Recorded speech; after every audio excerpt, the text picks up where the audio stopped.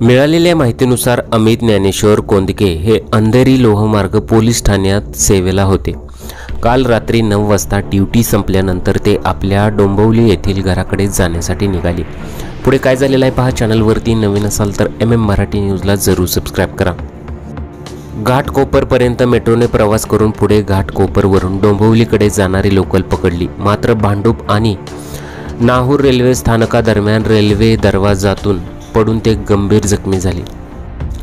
आता रेल्वेतून पडल्यामुळे त्यांचा एक हात खांद्यापासून तुटून वेगळा झाला, शिवाय त्यांची डोक्याची कवटी फुटून डोक्याला देखील गंभीर इजा झाली होती।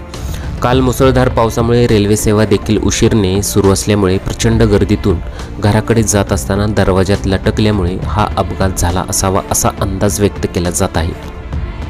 मात्र अमित कोंडके हे रात्रभर रेल्वे रुळाजवळच गंभीर जखमी अवस्थेत पडून राहिले। या अपघाताबाबतची माहिती 25 सप्टेंबर रोजी रात्रपाळीवर असणारे ASI चव्हाण यांनी 26 सप्टेंबर रोजी सकाळी 7 वाजता एका प्रवाशांनी दिली। ASI चव्हाण आणि सोबत एक हमाल यांनी घटनास्थळी railway kilometre number app track जवळ आपले रेल्वे लाईन जवळ भेट दिली। यावेळी त्यांना रेल्वे रुळाजवळ निळी जीन्स पॅन्ट आणि निळसर काळा टी-शर्ट घातलेला आणि जखमी अवस्थेतील व्यक्ती आढळून आला। रेल्वे रुळालगत पाहणी केली असता पोलीस गणवेश देखील आढळून आला।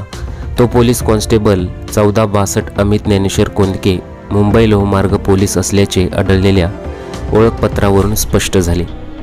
चौकशीत कोंदके 2018 मध्ये पोलीस दलात भरती झाले असून अंधेरी रेल्वे पोलीस ठाणे येथे नियुक्ती असल्याचे समजते।